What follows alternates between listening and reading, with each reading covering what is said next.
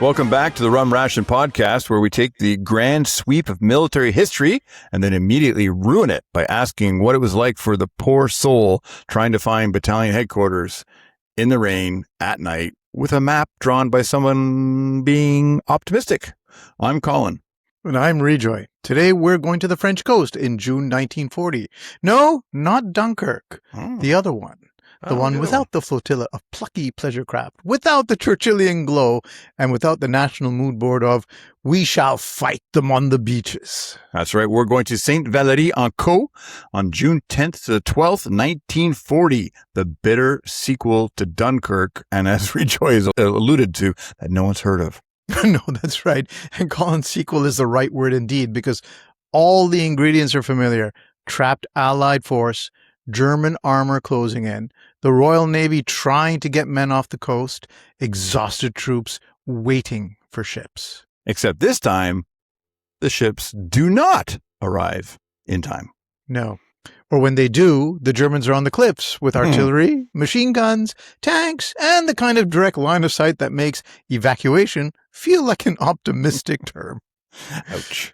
At the center of this is the 51st Highland Division fighting alongside French troops after the evacuation at Dunkirk had already ended. And there's a real Canadian connection here. The Royal Canadian Navy destroyers, including HMCS St. and HMCS Restigouche,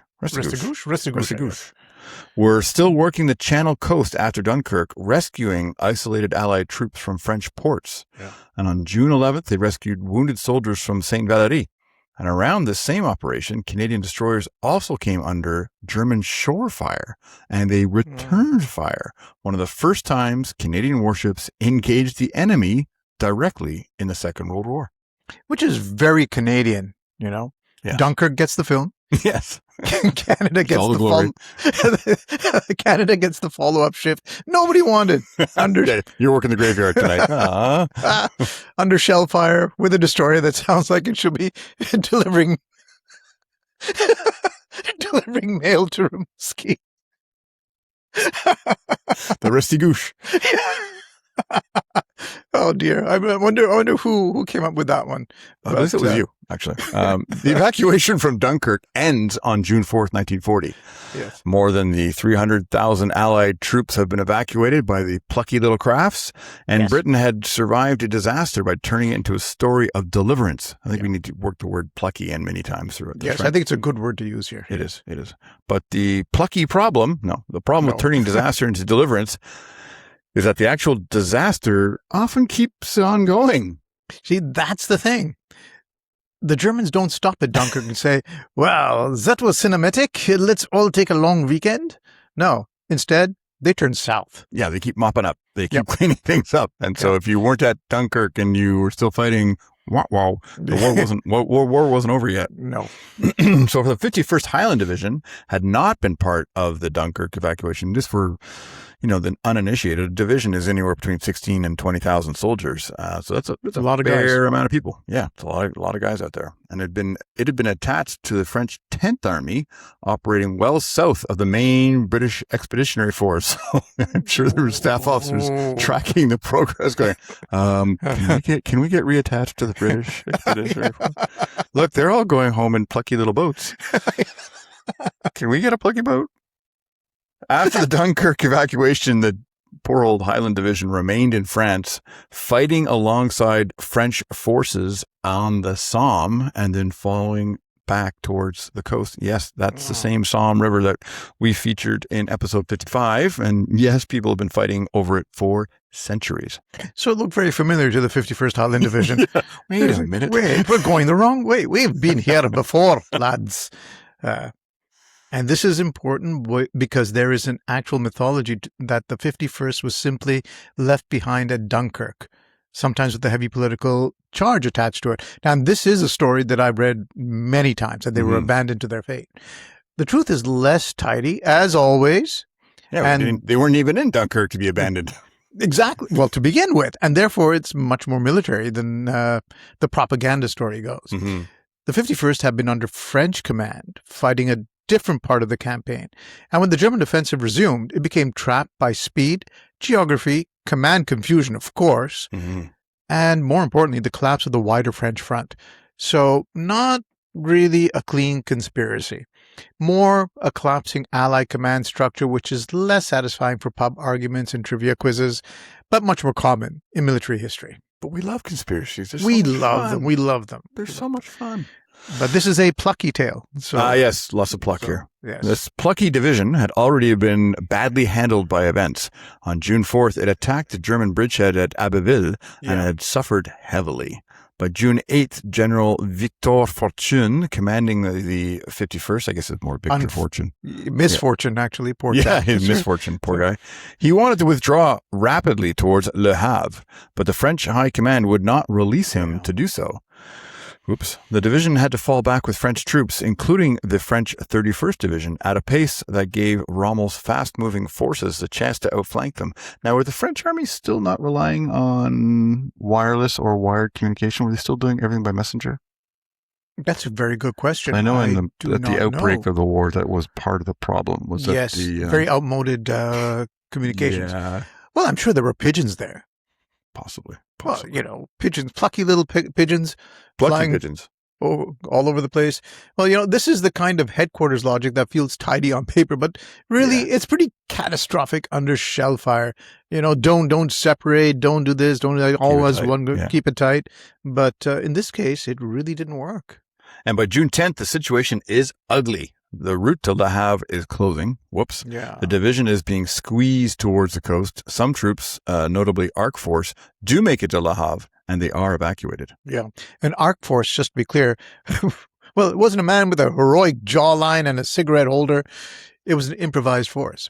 Part of the 51st Highland Division, built around 154 Brigade, plus artillery, engineers, anti-tank guns, machine gunners, and assorted odds and ends that the British Army tended to gather whenever things had gone from difficult to biblical.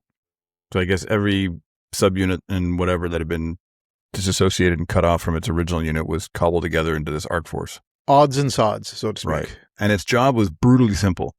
Hold open the road to Le Havre long enough for troops to get out by sea.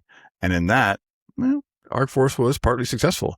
It fought its way back towards Le Havre, and elements of Arc Force were evacuated during Operation Cycle, while the rest of the division, alongside the French troops, were forced away from Le Havre and towards St. Valery-en-Caux. Yes, which is one reason why St. Valery feels so cruel. There was an escape route. There was a port. There was a plan. But the German advance moved faster than the plan could survive. And the force split into two stories. Arc Force, which largely got out through Le Havre, and the main body of remaining British and French troops, which are forced towards the little port of St. Valery-en-Caux. And St. Valery-en-Caux is not Dunkirk. No. Dunkirk had wide beaches. Yeah. St. Valery is a small harbor town set in a hollow with steep cliffs on either side. Sounds like another place we just talked about. Yes, it does. Yes. Frighteningly so. Yeah. Beautiful in peacetime, much like Dieppe. In wartime, once the enemy gets onto the high ground, it becomes a stone bowl with artillery and machine gun firing into it. Sounds a lot like Dieppe. I wonder if they had a casino. Yeah. Then it would be exactly Dieppe. Akin to shooting fish in the proverbial barrel. In other words, a postcard with a kill zone. Yeah. Before we continue, this episode is absolutely not brought to you by St. Valery Cliffside Gin, the premium coastal spirit for evacuation plans that require darkness, calm seas, clear visibility, and absolutely none of the things actually available. Distilled in small batches beneath enemy observation, with tasting notes of wet wool, cordite, and administrative dread. Each bottle is hand-labeled by a staff officer who has just discovered that the harbor is overlooked by cliffs, the roads are full, and the Navy would very much prefer not to be used as target practice. Best served neat in total darkness while someone nearby whispers, "I'm sure the fog will lift any minute now." St. Valery Cliffside Gin, because sometimes your extraction plan is just a harbor, a fog bank, and a rear admiral saying, this is not ideal. I can imagine who that rear admiral might be. Yes.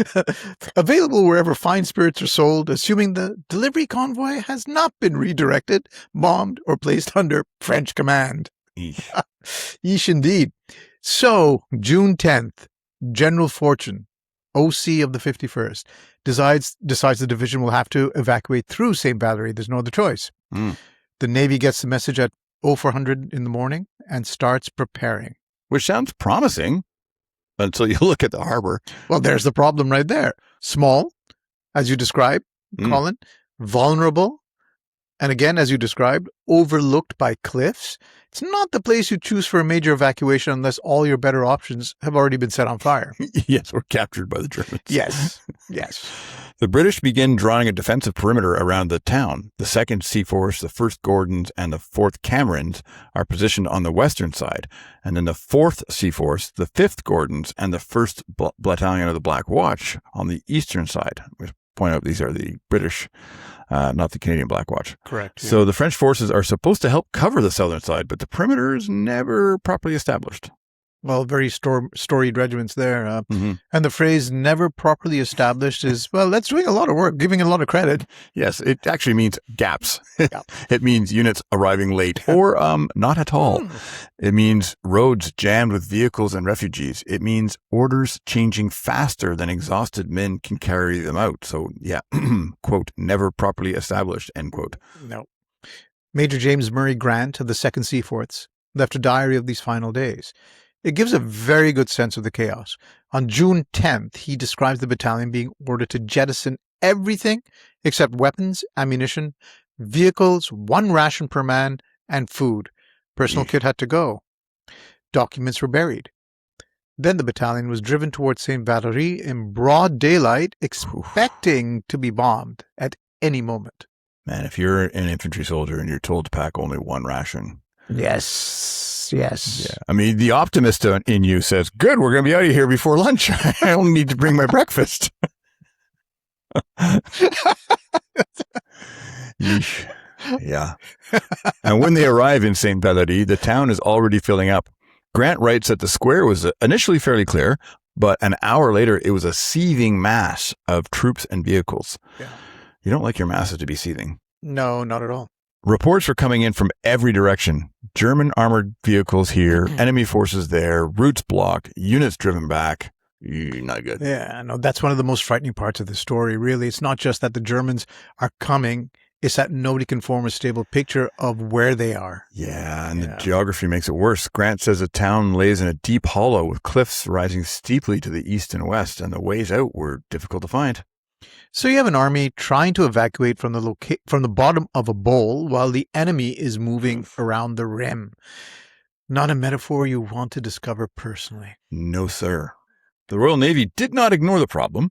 In fact, the naval effort was large. A report from Commander-in-Chief Portsmouth, dated June 13th, says that 67 merchant ships and 140 small, I would presume plucky vessels were organized and dispatched for the evacuation.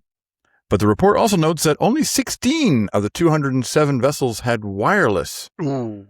And that information coming in during the operation was conflicting. So I'm starting to determine a pattern here in terms of communications being a bit of a challenge. Yes, or lack thereof. So it would seem. Imagine trying to coordinate more than 200 vessels across the channel at night under air attack with bad information, poor, essentially non-existent communications, as you alluded to, Colin, and the Germans setting up guns on the evacuation beaches, probably just taking their time. Yeah, we'll set them over there, put them over there. You know, what could go wrong, really? What could go wrong? And then, of course, add the fog. Because obviously, why make it any easier? Right. The naval report is blunt. It says that by the morning of June 11th, the enemy was machine gunning ships off St. Valery. Wow, you're pretty close if you're getting machine gunned. And by noon, German guns were positioned on the coast, dominating the beaches and parts of the town where troops were crowded. Some guns were sighted so they could not be effectively attacked from the sea. Man. Ooh, and that's a killer detail right there. The Navy is there, or they're trying to be there, but the Germans have made the harbor, or they've turned it into a firing range, essentially. Yeah, there were gallant efforts at Ville-des-Roses, east of St. Valery. Every man found was taken off under difficult conditions while the beaches were under fire. Yeah. One small vessel reportedly took off 80 men near St. Valery under enemy fire, but the overall result was grim. The Portsmouth report said that only about 1,500 British and French troops were brought off from St. Valery area, although other accounts give roughly 2,000 from a nearby Ville-des-Roses. Still not a large number. No, right? not out of the 20,000. Well, that's just the Brits, probably another 20,000 French at least too. So, yes, yeah. That's right. Yeah, which when set against the scale of the trap force is the difference between evacuation and, well, consolation. And that brings us to the Canadians. Yeah, after Dunkirk, Canadian destroyers did not simply go home and say, well, that was enough Second World War for us. We'll see you in July.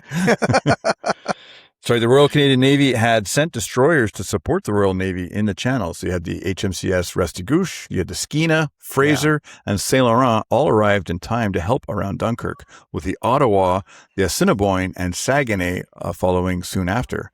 And after Dunkirk, these Canadian destroyers continued evacuation work along the French coast.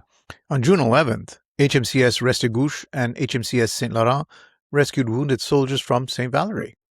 And these ships were not exactly fresh from a leisurely cruise. No, sir. St. Laurent had been the HMS St, a British C-class destroyer purchased by Canada and commissioned into the Royal Canadian Navy in 1937. Yeah. And she had been escorting convoys from Canada. Then she left Halifax for Plymouth on May 24th, 1940, and was assigned to Western approaches, just in time for the evacuation crisis in France. Because nothing says welcome to the European War like being handed a French port under Germany artillery observation. Seriously. And direct fire. Direct fire. Wow. Restigouche had a similar path. Originally, she was HMS Comet, and she was purchased by Canada, commissioned as HMCS Restigouche in 1938, and then left Halifax for Plymouth on May 24th, 1940 as well, where she too was assigned to Western Approaches Command. And on June 11th and 12th, the Canadian destroyers are off the French coast in the mess after Dunkirk, trying to pull men out of what is very quickly becoming a trap. Yeah, the Trident Naval Chronology notes that just after dawn on June 12th, HMCS Restigouche and HMCS St. Laurent come under fire from a German shore battery off the French coast. They exchanged fire, and in doing so marked one of the first time that Canadian ships engaged the enemy in the war. And Colin, there's something very rum-ration about this. Absolutely. The Canadian contribution is not the sweeping cinematic moment. It's destroyers arriving after the famous evacuation, working the dangerous leftovers, taking fire from shore batteries, and saving the wounded where they can. These are the kinds of stories we love, though. That's true. And it foreshadows where the Royal Canadian Navy would become what it would become in the Battle of the Atlantic. Not glamorous. Absolutely not. Not always celebrated, but essential. Escorts, destroyers, convoy work, the corvettes, doing the rescue work, the hard, cold, wet labor of keeping people alive and keeping the supplies moving. Yeah, and let's not forget the Royal Canadian Navy, by the end of the war in 1945, was the third largest navy in the world. That's right. So there's something there. The birth of it is happening right here. The war at sea is often remembered through big ships and famous battles. But a lot of it is this: a destroyer closing a hostile coast because somewhere ashore there are wounded men who need a way out. That's right. And let's get it before we go much further. This Canadian naval interlude is not brought to you by Restigouche Rye, the whiskey for destroyer crews who thought they were going to do convoy work and instead found themselves duking it out with German artillery. Yeah, the Navy must love that. A bold Canadian spirit with notes of salt spray, boiler smoke, wet signal flags, and a finish of shore battery bearing red 40. Each bottle is aged in oak casks, then lightly terrified by low flying aircraft and contradictory admiralty signals. Perfect for those evenings when the evacuation is technically over, but apparently no one has told the Navy. I'm still out there. Restigouche Rye, because nothing says Canadian naval tradition like going back towards the coast after everyone sensible had started heading the other way. Available wherever fine spirits are sold, provided the shop has not been requisitioned, shelled, or quietly reclassified as a forward operating base. And because this is the rum ration, we should pause here to perform the traditional ritual of asking, can we get our beloved RMR into the story by any means short of fraud? And if we have to resort to fraud, I think we would, but we don't have to here because the answer is yes, but carefully. The Yes. Armour, let's be clear, was not at St. Valery. Shocking. The shock, but this was not an Armour battlefield. No, it was The not. Canadian contribution here is naval. The Restigouche, Saint Laurent, and the Royal Canadian Navy doing the dangerous coastal work after Dunkirk. But the Armour was already part of Canada's overseas war by this point. The regiment had mobilized in September 1939 and had embarked for Britain that December. So while the 51st Highland Division was being driven into St. Valery, the Armour was across the Channel in Britain, part of that anxious, half-formed Canadian army waiting for the war to come properly to it. Which gives us a useful contrast, because in June 1940, Canada's army was present in Britain, but had not yet heavily engaged in France. Canada's Navy, meanwhile, was already being asked to do the sort of grim practical work that would define much of its war, escorting, rescuing, evacuating, and going back towards places where everyone else was trying to leave.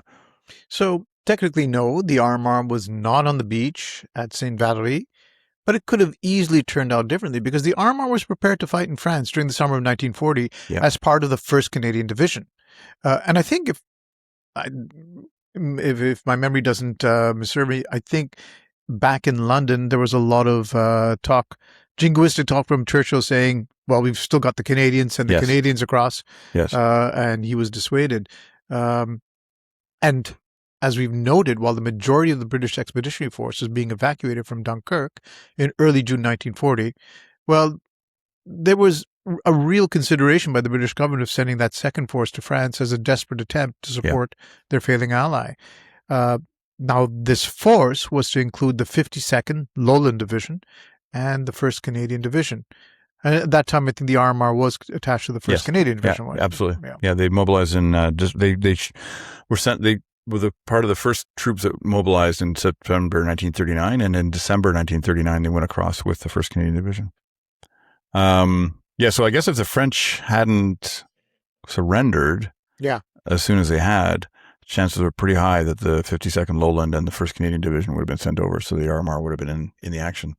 But the Armour's specific preparations and movements during this period we're talking about here, during the evacuation at St. Valery-en-Caux, it included moving to embarkation ports, so that's getting pretty serious. Yeah, that's serious, yeah. Yeah, on the evening of June 9th, 1940, the 1st Canadian Division began moving towards the ports of Falmouth and Plymouth to embark for France. As the division's machine gun battalion, the Armour was included in these orders. And deployment of the 1st Brigade, the first elements of this division, the 1st Canadian Infantry Brigade Group, actually landed in France on June 13th and 14th, 1940, at the same time that troops are being evacuated from St. Valery. They moved as far inland as Le Mans. Let's probably stop to take in a race or two. I was just going to say that. Yes, exactly. Yeah. Before the collapse of the French resistance and the fall of Paris forced an immediate withdrawal. Well, that was the thing, because the French resistance crumbled so rapidly. The remainder of the 1st Canadian Division, which included the Armour, was not committed to the continent. Instead, they were designated as part of a, quote, highly mobile, quick-acting, hard-hitting reserve, known as, imaginatively, the Canadian Force. Just so you don't mix them up with the Welsh Force. Very creative. Or the Cornwall Force. It was the Canadian Force. And the Canadian Force was tasked with defending the British Isles against an imminent German invasion. Actually, it's also important to remember that in the aftermath of Dunkirk, the Canadians were the only fully equipped and trained force on the island they were the only ones capable of defending against potential German invasion. Still had their equipment, still had their vehicles, still had their heavy weapons. Yep. And following the cancellation of the move to France, and you think about it, these guys, they'd moved down to the ports. One of the brigades had already gone over. So these guys were getting loaded into ships, and they're probably told, okay, get around. So they came pretty close. The Armour spent the remainder of 1940 training for the Battle of Britain and the defense of the English coast from their base at Epsom Downs, and then later in Sutton. Probably took some horse races there. Huh? They could have, absolutely. Lots of racing going on, eh? Waiting, training, and probably discovering that Britain in 1940 offered all the comforts of home. Provided your home was damp, rationed, and under occasional air attack. Well, there are parts of, we won't get into that. Like where you lived in Little Norway. Or even, and there are parts of Pierrefonds, which are also similar. Careful a lot. The I have flooding. memories of that too. So, Rock bottom. well, Careful. yes, so back ashore, June 11th is the day the trap really closes. Yeah, back to our one of our protagonists here. Yeah. Major Grant's battalion is holding an unprepared position on the heights west of the town. I guess he's doing a little bit of delay action up there. The French regiment that was supposed to cover the line to the sea, this is going to be a shock, they never arrive. The front has gaps. The men are trying to hold them off with small arms. Grant notes that they have no artillery or anti-tank guns in the position to hold off the German tanks. And here's where it does get cinematic, because true to form, that's exactly when the tanks arrive. Not our tanks, their tanks. Not the good tanks. No. So around 2:30 in the afternoon, an exhausted runner reaches battalion headquarters saying 40 or 50 German tanks are advancing on Le Taux. At the same time, another message reports 50 German tanks coming through another gap. So that's, I know math is tough for people. That's about 100 tanks now closing down. The mortars, what they've still got left, open fire with whatever ammunition they have left, ain't a lot of it. And within minutes, German tanks are around the battalion headquarters, firing from three sides with mortar and machine gun fire pouring into the fourth side. It's not a battle. That's a position being folded. Yeah, you're being slaughtered. Grant writes that the men had only narrow, shallow cover scratched into earth banks and no anti-tank weapons except for the anti-tank rifles. In a few minutes, they suffered between 30 and 40 killed and wounded. 3 German tanks were knocked out by the anti-tank rifle fire, and the nearest tank they walked out was 50 yards. It's pretty close. And for people who are more familiar with, say, cinematic versions of these sorts of things, where those kinds of attacks are portrayed by maybe 1 or 2 tanks, attacking a position, and there's a huge fight going on. This is reality. You've got 100 tanks. Now imagine trying to hold your nerve without any real anti-tank weaponry against 100 tanks bearing down on you.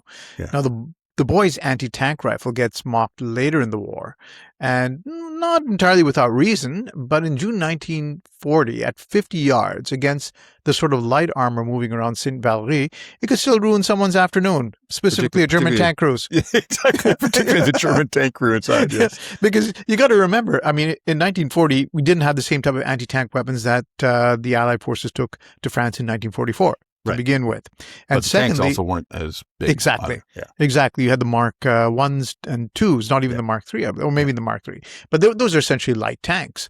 So the boys was not a wonder weapon, but it was a heavy, vicious, unpleasant, and already living on borrowed time. But at that range, in the right hands, it was no joke. No, but clearly it worked, at least briefly. Yeah. Grant thought the knocking out of those tanks may have saved the position from being completely overrun, because I guess it would have given the Germans pause. Yeah, exactly. Yeah. And then the main German attack swept on towards St. Valery. And the human details are absolutely brutal. The regimental aid post was in a barn. The barn caught fire. The doctor, Lieutenant McKillop, was badly wounded, hit in the groin, with his left leg broken in 3 places. Oh, man. And he still tried to direct the evacuation of the wounded, refusing to be moved until the last living man had been brought out. It's stories like these that make it kind of clear why it was medical officers who earned 2 out of 3 of the VC bars ever awarded, which we covered in episode 45. Yeah, that's pretty remarkable. Yeah. Another reason why these accounts are so important, operationally, we can say the position becomes untenable, the position became untenable, but personally it means men carrying wounded comrades on gates and doors because there are no stretchers, while the aid post itself is burning. That's why you're training with the fireman's carry. Mm-hmm. Untenable is the staff college word. Ghastly is the word the men probably used. Probably, yeah. One of the most vivid first-person accounts comes from Tom Garside of the Royal Army Service Corps. He was not a Highland infantryman in the classic image. He describes himself as a corporal clerk with little military training, ordered to take about 10 men down to St. Valery, where there was vague talk of ships waiting. Very dangerous phrase, vague talk of ships. On the road, German aircraft came over and machine gunned them. They dive into a ditch, get up, then get machine gunned again. Eventually, Garside and a dwindling handful of men reach the seafront. There's a shingle beach, a seawall, cliffs to the east, and gunfire increasing with dusk. Eesh. This is where the Dunkirk comparison becomes painful. At Dunkirk, men waited on the beaches and somehow ships came. At St. Valery, men waited on the beaches and the Germans swept them with machine guns. Garside describes a miserable night of drizzle, near misses, and almost nothing to eat except a small tin of bully beef shared amongst them. Tracer fire crossed the beach, keeping them from going down to the water's edge to look for boats. So they're trapped between the sea and the guns. They can see or imagine ships, but the beach itself is lethal. At one point, Garside and his companion decide that before capture, they will throw away their rifles. First the bolt, then the weapon itself, into the sea. Look at them being all dedicated. Like, that's going to make a huge difference. Yeah. This one the Enfield. Oh, damn it. If only we had captured it with a bolt. That's probably what held the Russians back from capturing Moscow. Or the Germans, I should say. Yeah. They watch bodies washing up and down in the water, and they think they see a dark shape that might be a rescue boat, but German shells and tracers reach out toward it, and it disappears. Garside writes, quote, "We felt condemned," end quote. That's quite a line. It's not heroic, not theatrical, just condemned. At dawn, they see ships on the eastern skyline. Garside pushes to go.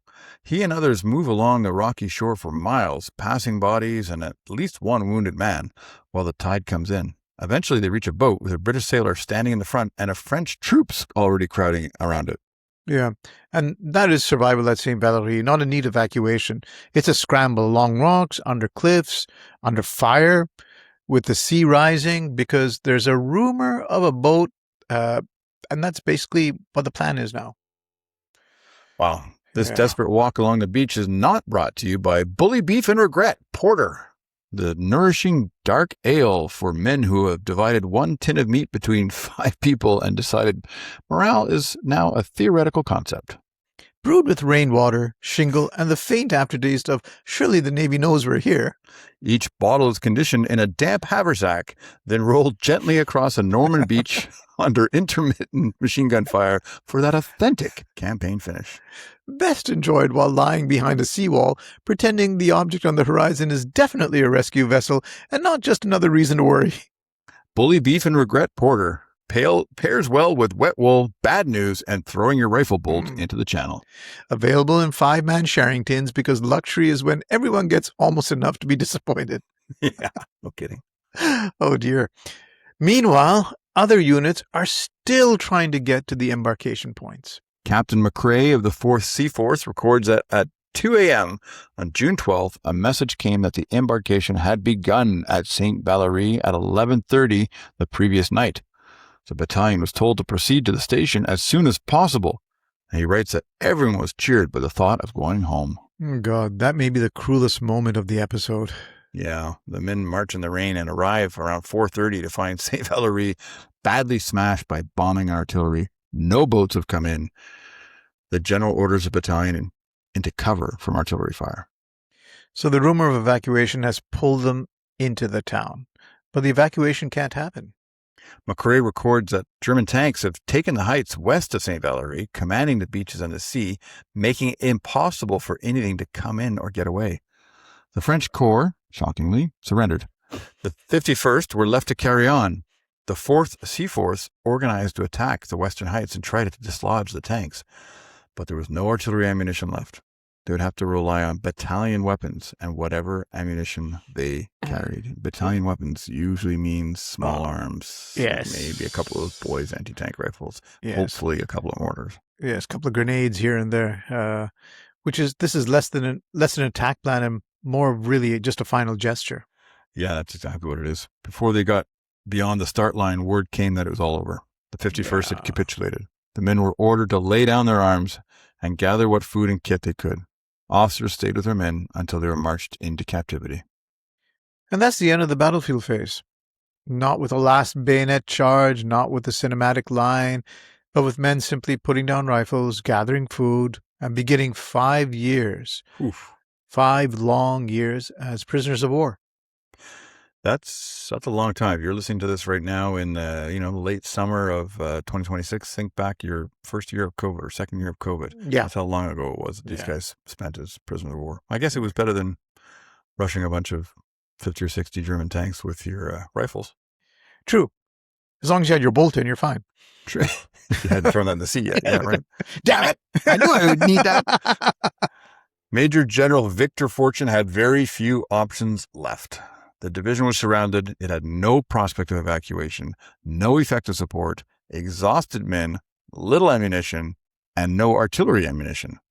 So shortly after 10 o'clock on June 12th, he made the decision to surrender.